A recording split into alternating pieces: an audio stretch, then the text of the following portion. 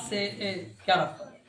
इसलिए हे भाइयों, सुनिएगा, इसलिए हे भाइयों, प्रभु के आगमन तक धीरज धरो। सुनिएगा, प्रभु के आगमन तक धीरज धरो। देखो किसान पृथ्वी की बहुमूल्य फसल की आशा रखता लिखा है, देखो किसान पृथ्वी की बहुमूल्य फसल की आशा रखता है। प्रथम और अंतिम वर्षा होने तक धीरज धरता है। प्रथम और अंतिम वर्षा होने तक धीरज धरता है। तुम भी धीरज धरो, तुम भी धीरज धरो और अपने हृदय को दृढ़ करो, और अपने हृदय को दृढ़ करो, क्योंकि प्रभु का आगमन निकट है। वाह, परमेश्वर का आगमन निकट है। हे भाइयों, एक दूसरे पर दोष न लगाओ, एक दूसरे पे दोष न लगाओ, ताकि तुम दोषी न ठहरो। जी, देखो हाकिम द्वार पर खड़ा है। देखो हाकिम द्वार पर खड़े हैं। हे भाइयों, जी, जिन भविष्यवक्ताओं ने प्रभु के नाम से बातें की, जी हाँ, उनको दुख उठाने और धीरज धरने का एक आदर्श समझो। हाँ जी, देखो हम धीरज धरने वालों को धनी कहते हैं। जी, तुमने अय्यूब के धीरज के विषय में तो सुना ही है। बिल्कुल जी, और प्रभु की ओर से जो उसका प्रतिफल हुआ, जी, उसे भी जान लिया है, जी, जिससे प्रभु की अत्यंत करुणा और दया प्रकट होता है। हालेलुया। आप अगर इस अध्याय को पढ़ें तो वास्तव में बहुत अद्भुत है। और यहाँ पे अगर आप पढ़ें तो धीरज की बात की जा रही। किसकी बात की जा रही? किसकी बात की जा रही? धीरज, धैर्य, है ना? क्योंकि कई बार टूट जाता है ना? इतना संघर्ष, इतना दुख, इतनी निराशा, आपको लगता नहीं अब कुछ नहीं हो सकता, है ना? याकूब की पुस्तक में ऐसे ही लिखा है, और लिखा है कि धीरज रखना है ना। 7 पद पढ़ेंगे भैया दोबारा, क्या लिखा है?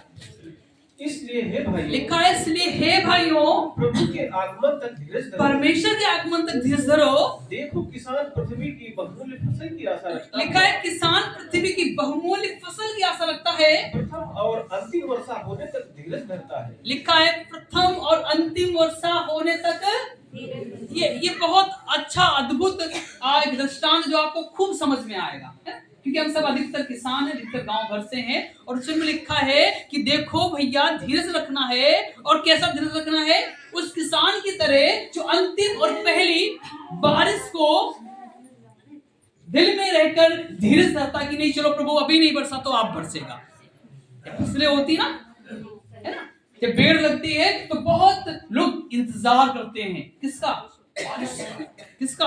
बारिश का। लिखा है, देखो किसान तो चाहता है कि वो पृथ्वी की उत्तम उपज की आशा रखते हुए, किसकी आशा रखते हुए धैर्य क्यों धरता है? क्योंकि उसको उत्तम, पृथ्वी की जो उत्तम फसल है वो मिलेगी। वो मिलेगी किसके द्वारा? धैर्य रखने से।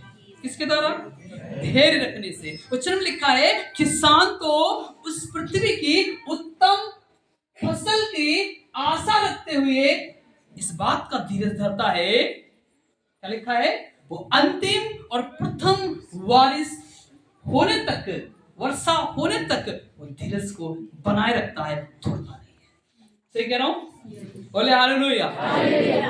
और वास्तव में यही लिखने वाला हम आपसे चाहता है, परमेश्वर का वचन चाहता है कि हम और आप अपने शुरुआती दौर में और अंतिम दौर में भी धीरज को बनाए रखें कि परमेश्वर एक दिन आपकी आंसुओं को पोंछ डालेगा।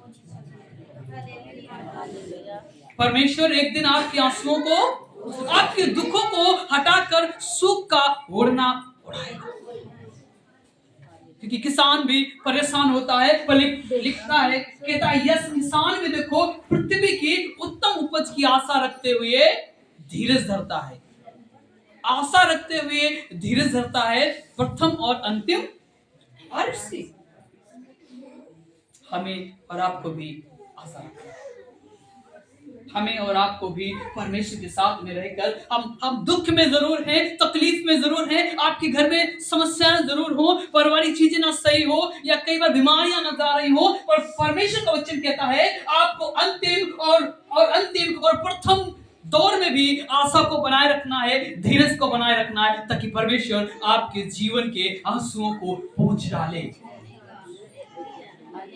और वो आपके जीवन के आंसुओं को हटा दे। वो आपके जीवन के आंसुओं को, आपको कई बार रोना आता अपनी समस्याओं को देखकर, आपको कोई विकल्प नजर नहीं आता। कई बार आपको लगता है, यस प्रभु अब कुछ नहीं हो रहा है, रो रो के आप तड़प रहे हैं, आपके पास में उतना धन भी नहीं होता कि आप लगा पाए। वचन में लिखा है, जैसे किसान अपनी उत्तम फसल के लिए आशा रखते हुए धीरज धरता है कि प्रथम और अंतिम वारिस के लिए धीरज रखता है। आपको भी अपनी धीरज को बनाए रखना है। आपके पास कुछ ना हो पर धीरज होना चाहिए। आपके पास में कुछ ना हो पर धीरज होना चाहिए। कई बार लगता है कि धीरज टूटने लगता, कई बार लगता है नहीं अब कुछ नहीं हो रहा, पर आप ध्यान दें उसी समय परमेश्वर आपके जीवन में बड़े काम को कर देता है। अच्छा आपको लगता है आप कुछ नहीं होता, आप कुछ नहीं हो सकता, वहीं पे परमेश्वर अपने काम को शुरुआत करता है। आपको पता है कई बार आपको पता नहीं चलता कि आपको क्या करना चाहिए। हमारे पास में एक बहन लोग मिलने आई हॉस्पिटल में, और जब वो मिली और हमको नहीं पता था कि अगले दिन हमको इतना पेमेंट देना है, और वो जितना पेमेंट हमको देकर गई कि प्रभु की सेवा के लिए या आपके लिए है ना, यस, और समथिंग कुछ था भी, पर उन्होंने एग्जैक्ट हमको इतना ही पैसा दिया जो हमको सुबह देना है। आपको पता है परमेश्वर ये भी जानता है कि आपको कितने खर्च की आवश्यकता है। आपके लोग करे ना करे, आपको देखे ना देखे, परिवार कई बार, आपके रिश्तेदार कई बार आपको ध्यान दे ना दे, आपके पास में कुछ हो ना हो, पर परमेश्वर आप पर ध्यान बनाए रखता है और आपको चाहता है कि आपका कितना खर्च है।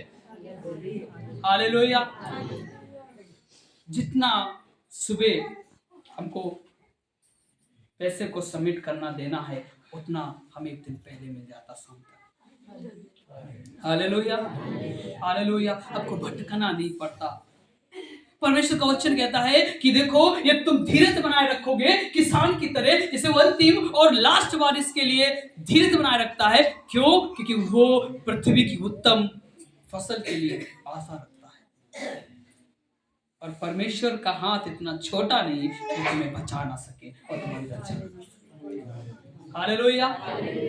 हमारा अपना अनुभव, व्यक्तिगत अनुभव,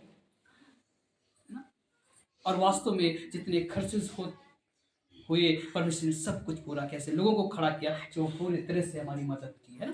मैं धन्यवादी हूँ ऐसी कलीसिया का, ऐसे लोगों को जहाँ पे प्रभु ने हमको चरवाहा के रूप में रखा है। और जो कलीसिया लौ लगा कर प्रार्थना करती, वचन में लिखा है जब कलीसिया लौ लगा कर प्रार्थना करती तो बंदी गृह के द्वार खुल जाते और बेड़ियां टूट जाती। क्या वो परिवर्तन आप में नहीं आ सकता? क्या कलीसिया में नहीं आ सकता? क्या आपके परिवार में नहीं आ सकता? क्या आपके जीवन में नहीं आ सकता? आ सकता है।